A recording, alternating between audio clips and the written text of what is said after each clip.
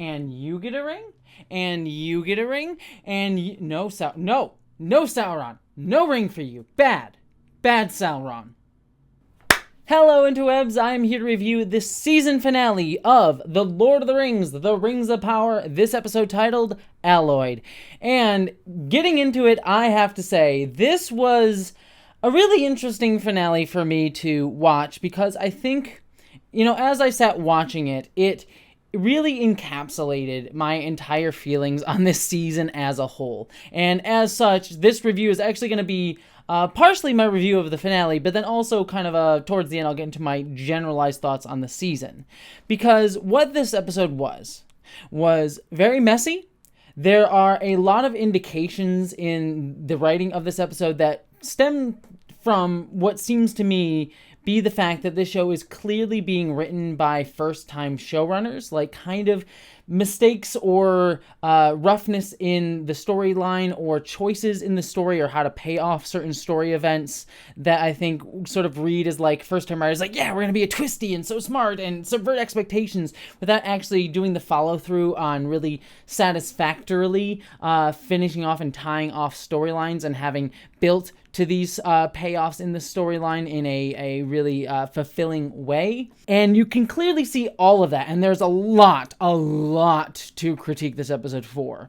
And certainly it can be a put off for many.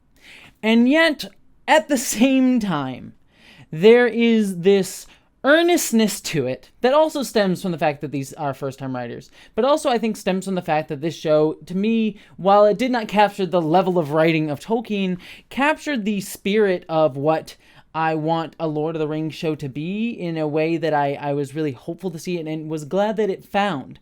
And so, despite itself, very much despite itself, I still ended up enjoying myself even while I was frustrated with this show and this episode. So let me get into talking about some of my specifics in what I'm talking about, and then I'll go into like my diatribe on the season as a whole. To getting into the storyline, we first have our story where we get the stranger, Meteor Man, as I've been calling him, meeting these mysterious priest ladies. I forget if they've been given a name in the show yet. I called them the Flaming Hot Lesbian group from last week. But they meet him, and they reveal, like, you are Sauron. And this sort of happens right at the beginning of the episode, which read to me as a clear misdirect by the show. It was clearly going, like they've been building up this mystery of who is Sauron the entire season, and so to have them just sort of state, like, you are Sauron by these people that we just met like 2 or 3 episodes ago and don't really have much care about, feels like an underwhelming reveal. So it was clearly a misdirect, and that reads to me very much like, again, a first-time showrunner mistake, where it's like, we, the people watching the show, clearly feel that we've been ahead of the show for a while now. I think most of us already knew who the reveal of Sauron was going to be and who the stranger was going to be, that he was going to be in Istar. Did not say Gandalf for sure, so still up in the air if he is Gandalf or not. That also might even be a rights issue, that they might not even be legally allowed to say Gandalf. I don't know the specifics on that. But this is clearly meant to like be like them sort of thing, like they're gonna get one over the audience and people watching be like, oh, he's Sauron, oh my god, and us really actually being like, yeah, no, we know that's a misdirect.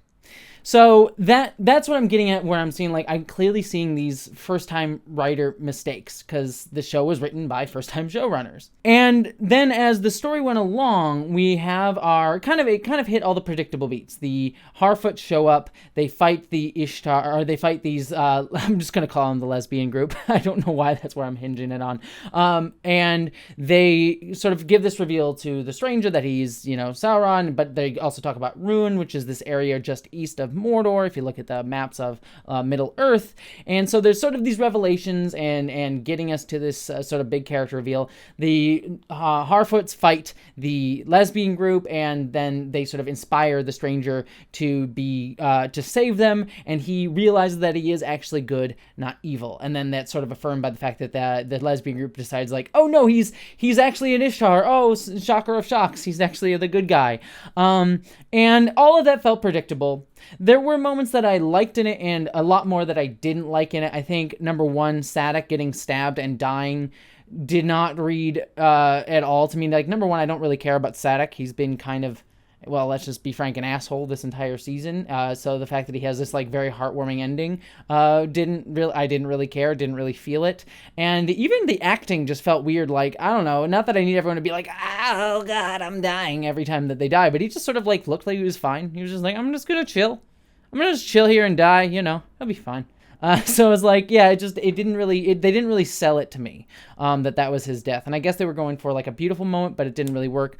There was also some cringy moments where, I'm going to call him the Ishtar, even though, he may be Gandalf, whatever, says, I'm good. And I'm like, really? That's the line you're going to go with? That's very on the nose with the writing. It's like, I'm good. I'm a good guy, to fight them. And I'm like, just hitting on the head with us, that with us. But I also did really like the moment between him and Nori, where Nori says, like, what you choose is, what makes you.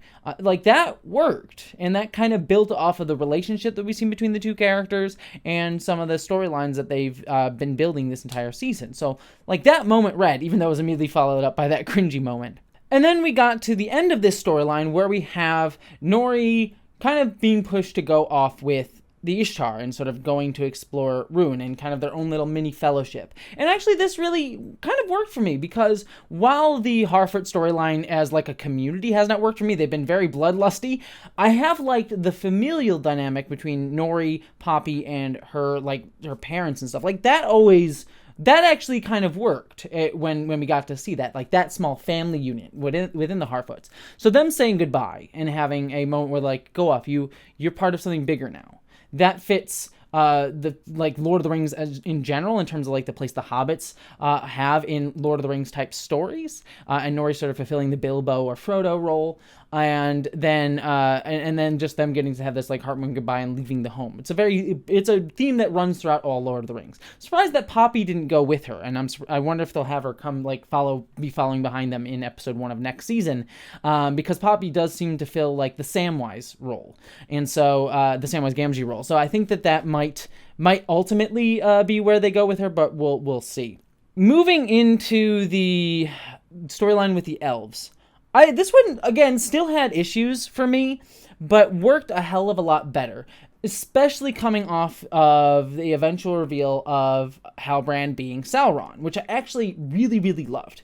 I liked that we get to see him interacting with Celebrimbor, who then is sort of like trying to figure out what to do with these alloys, like if there's anything that they can do to save them, and Halbrand sort of nudging him a little bit here and there, just saying like, what if you did this? What if you did this? And honestly, the only thing that frustrated me is just how fast this kind of went. It honestly made me feel like I wish we had gotten more of Celebrimbor this season trying to do this stuff, and Halbrand actually having gotten to the elves much sooner, because his like subtle manipulations here, I think would have read a lot better if we had been able to pick up on it over the course of 2 or 3 episodes, as opposed to all at once. And it'll go to a problem that I'm going to be talking about at the season end, like a season review, and that's pacing, because I think that's the biggest problem with this show has had, is pacing and doling out its story. But I will say, conceptually, I liked it, even if I do think it was a bit fast in his manipulations. And I actually weirdly liked the logic behind this. The how the rings worked has always been kind of like magic-y, wagic-y, is the term I use in Lord of the Rings. And that kind of goes to his Tolkien's soft magic system. He doesn't over-explain. And it's still not like hard magic here, but the idea that they only have so much of the mithril, so they have to find a way to do it, and they sort of combining it with other ores is a way to sort of, it'll dilute the metal and might help, but also might make them stronger, make them be able to protect the elven realms. But then also by mixing with an ally, they kind of just like ruin the purity of it.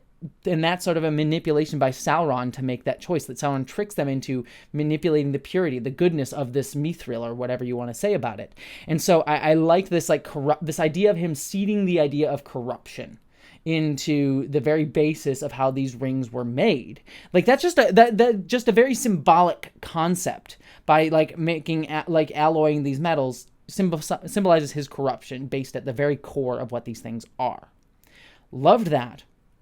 And so we get the creation of these 3 rings, which I also like conceptually, the idea that, like, well, if we have 1 ring that gives too much power to one person, we have 2 that'll divide people, 3, there's balance. It's again symbolic. You can still have people fighting with 3 groups of people, 3 interests. The 3-party system doesn't always work, but I conceptually, it's a cool idea for what they had to do and what they had to get to for having 3 rings. So I liked all of that too.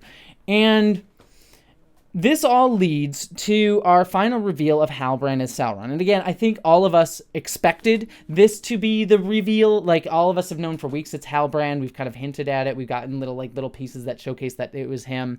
And honestly, the scene worked a lot for me, because it played off this idea that that Sauron is the deceiver, because he comes in and he says to her, like, look, I've been honest with you this whole time. Like, I told you I did evil. You said you didn't care. I said all these things. I said I found the symbol of me being the king on a dead man. That was also true. Whether or not he killed him might be up for debate. We'll see. But yeah, he never, like, overtly lied. She intuited things about him that were incorrect, like him being the king of the Southlands. If you go back, other than like him saying that to the people at the end of episode 6 in the Southlands, I don't think he ever actually stated that to her, and so to Galadriel. And I liked this idea of him trying to say, like, look, we can rule this together. You can make me good, Galadriel. And him saying, like, look, I was never the bad guy. I want to heal Middle-earth. Again, this sort of manipulation, this corruption of goodness that he represents as a character, that's what he does as a deceiver. I thought all of this worked, and it worked off of the thematics that they've been building off of with Galadriel this entire time, that she is so dogmatic that she misses things. She missed that Sauron was right under her nose, and yet also that she might forget what's good and what's bad in her pursuit. And so this idea of Sauron being like, you could make me good, means that you could believe that she would fall for his manipulations, because sometimes she herself sort of loses that moral compass herself. And so I think it actually worked, building off of everything that they've shown us about her character this season. Maybe told us a little bit more than shown us at times, but I think that thematically worked really well, and works a lot with what we see of Galadriel in the Fellowship of the Ring. I mean, go back to that movie and the book, and when she speaks to Frodo, she says, look, if I had the one ring of power, I would do things great and terrible, all that would love me and despair. That sort of idea that she could rule, and she might do good things with it, but this sort of absolute power in people is ultimately corrupting. And so I think that it feeds into what we know about Galadriel. One other thing, too, is a lot of people pointed out that her husband, Claiborne, was hinted at having been dead last episode, and a lot of people took issue with that. I don't think he's really dead. I'm sure he'll show up in another season, and she just thinks he's dead or something like that. But I feel like the reason they did that is just so they could have, like, this romantic subplot or undertone to her stuff with Sauron. So, take or leave whether you appreciate that. But I think that the reason they sort of have him possibly being dead, again, I don't think that's going to be the case, is so they could have that undertone. Take that for what you will. All of that stuff kind of worked and didn't work in equal measure, and I think all of it comes down to pacing. But actually, one last thing, too. We also have to talk about Isildur and his father. I'm blanking on his father's name for some weird reason, but Isildur's father sort of saying, like, look, I will stay in the guard, and I will fight for my, the son, and, that all bit with him. I'm shocked that we didn't get the fact that Isildur is alive. Again, we all know that he's not dead, so the fact that they're sort of hanging that hat there was frustrating for me. So I was like, can you just show us that he's alive? We all know that he is, and just saving that reveal for next season is kind of annoying. And then this brings me to sort of the end of my thoughts, and like I said, my season finale and season-long thoughts. I've been hinting at pacing, but let me say one more thing before I get to pacing, too. What I am hopeful for next season is that now that we have gotten all these reveals of, like, Sauron is Halbrand, and the stranger is the Ishtar, is possibly Gandalf, and we have these rings of power set up, and we have some more dynamics set up between all of our characters, that going into next season, we will have a much more propulsive story, because this entire season has, like I said, had that ring of first writer syndrome. This is the first time they've written stuff, so they thought they needed the reveals. They thought they needed the twists. And that can work in some ways, but the fact that they dragged it out for so long and we were ahead of the story for so long, I think really did a detriment to the story and had things running in place a lot of the time so that we could get the reveal all in this episode. And as a result, it weakened the season as a whole and weakened our investment in a lot of these characters. So I'm hopeful that now that these reveals have happened, moving into season 2, they'll have a starting place that I think is much stronger. And in many ways, I mean, outside of other things, you could have even argued that maybe they should have started the show at where they're starting now. At least in a lot of senses of like at least revealing who the stranger is in episode 1 or 2 or maybe 3 or something like that, and having them going off to Ruin or whatever instead of this roundabout storyline with the Harfoots. But for me, at the very least, I think that is a hopeful place for season 2, that they've sort of gotten that stuff out of the way. And it brings me back to what I think, like I said, the big problem with the show is pacing. Because they wanted to have these reveals, because they wanted to have these moments in these specific episodes, because they thought they were being clever, they really stretched out a lot of the story. Like stuff with the stranger got reiterated a few episodes over and over and over again. Like, oh, hey, the stranger is might possibly be a bad guy, and then they did it in an episode over and over and over again. Same thing with the Numenor storyline. We got we stuck in Numenor for so long when they really should have gone a lot faster, but we stayed there so that they could push along the Southland storyline and have that timeline match up with everything, and then get this reveal in the final episode about Halbrand. So I think a lot of it's like none of this story I think was overtly bad. I don't think any of the choices were bad choices necessarily, but they just were paced out so wonkily that it was kind of frustrating at times. The final aspect of it, too, is just sometimes the lack of nuance that some of the stories have had, like the fact that we get this thing about the Harfoots being like, yeah, we always stick together, we never let anyone leave the road, but then they sort of are bloodthirsty and like we're gonna leave them and take their wheels, sort of thing. So that didn't work. The Numenor storyline sometimes went a little bit too over the top with we hate elves, they took our job, sort of thing, and that sort of lost a lot of the nuance of the possible politicking that you could have done there. There was sort of no discussion of that. Also, I mentioned in this episode that there was the one girl who the king had died, and there's that one girl who saw the Palantir. Not much to say about that. We'll see where that goes in season 2. So I think that's a lot of what I saw with the show. Not bad choices, not bad writing necessarily, but writing that I think in a more seasoned writer's hand or had gone through a few more drafts might have been a lot stronger. And I think that's my overall criticism. That being said, I do wish to end on a positive, because what I really like about this show is the tone that it matches and the earnest moments. Like, there are moments in the show that I earnestly really, really enjoy between characters like Elrond and Durin. Even the stuff between Galadriel and Halbrand I think actually worked. Like, there's some of the storyline around them didn't work, but I like their relationship. Nori and the stranger, I also thought there was some earnest joy to it, even if it was elongated over a bit too much. Like, there's these moments of hope within these stories that I really liked, even though the story itself is going in a darker direction, because this is the Second Age. We know where it's headed with Sauron sort of taking over for a little while and people having to fight back against him. And why I appreciate that so much in this story, I think goes to just something I've been feeling a lot lately about the world. It's been interesting to watch this show alongside House of the Dragon. I think House of the Dragon is a much better show. It is much better written. The characters are much much more strongly conveyed. But there's a point of that show's tone that it's sometimes hard for me to watch nowadays. We are in a world where everything feels very doomeristic. Environmentalism is, the environment's dying. We're all living in this sort of hellscape. Politics seems depressing. Everyone's at each other's throats. There's antagonism everywhere. And House of the Dragon honestly reflects a lot of that in a way that sort of reaffirms, this is what it is. Even if you look at something like Game of Thrones, we ultimately know that Dany doesn't sit on the throne, and so the theme of House of the Dragon is this is bad now, but there's going to be goodness in the end.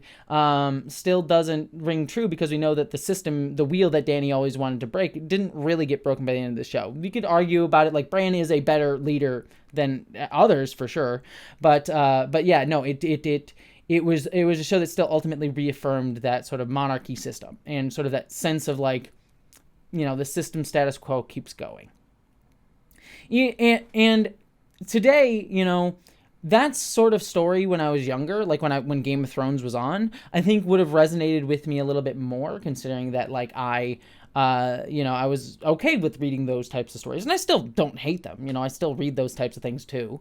But today I feel like shows like Lord of the Rings, which have these more upbeat tones, things like Star Trek Lower Decks, which is another show that I really love, things that sort of have hope in dark times, I think is starting to resonate with me more, because I feel like that's more what we need in terms of our stories and the hope that I think our culture needs right now. It's not to say that House of the Dragon is a bad show, or that in fact it's a much better show, I think, easily. But there was just something in Lord of the Rings of Power, tonally, that I vibed with. And when it hit, it really hit. And so ultimately, just to wrap out my thoughts here, I think Lord of the Rings of Power is a messy show. At least season 1 is. It had a lot of problems, a lot of criticisms that you could make about it. A lot of which I think got wrapped up in culture war bullshit, that people needed to always see shows as the best thing ever, the worst thing ever. And so like Lord of the Rings of Power is like, especially when they compared it to like, oh, look at House of the Dragon, look how great this is. This show is shit compared to that. And I'm like, it ruins a lot of the nuance of the conversation now, doesn't it? And so, yeah, I think you could sit here and say this is the worst shit of all time. And if that's how you feel, that's how you feel. Fine. But I'm sitting here being like, I found this show messy, made a lot of mistakes. I definitely found pacing frustrating, a lot of the story frustrating. It was not this show that I'm like going to hang my head on as like the best thing of all time. But yet, despite itself, I weirdly liked it. And ultimately, more so, I am hopeful for its future. Because while this may have been messy, there are signs going into next season that have me going, I could see this improving. And if they improve in next season, if they really are able to take what works of this season and throw away what didn't work, I think that they could have something special here. It's not special yet, but I think they could have something. There are things that shine through to me, especially like the Durin Elrond stuff, that rings to me as special, no pun intended. That I think they could have something. They don't have it yet, but they could get there. And that's what I'm ultimately excited to see. I am much more excited to see a show that I see things that I can glam onto and be hopeful for. So, yeah, I think that's what I'm looking forward to the show. I liked it, didn't love it, but I'm hopeful that it can do better. I think it could do better, and I see ways that it could do better. I see the things that I think could make this a special show. Not there yet, though. That's where I'll wrap out on my thoughts on Lord of the Rings of Power, both this season and this finale. What did you think, though? I'd love to hear your thoughts down in the comments below. Did you love it? Did you hate it? Did you think it was the worst piece of shit crap ever of all time? Or did you think that it was the best thing ever made since sliced bread? I'd love to hear all of that, but beyond that, thank you so much for watching. I hope you all, my friends, live long and prosper.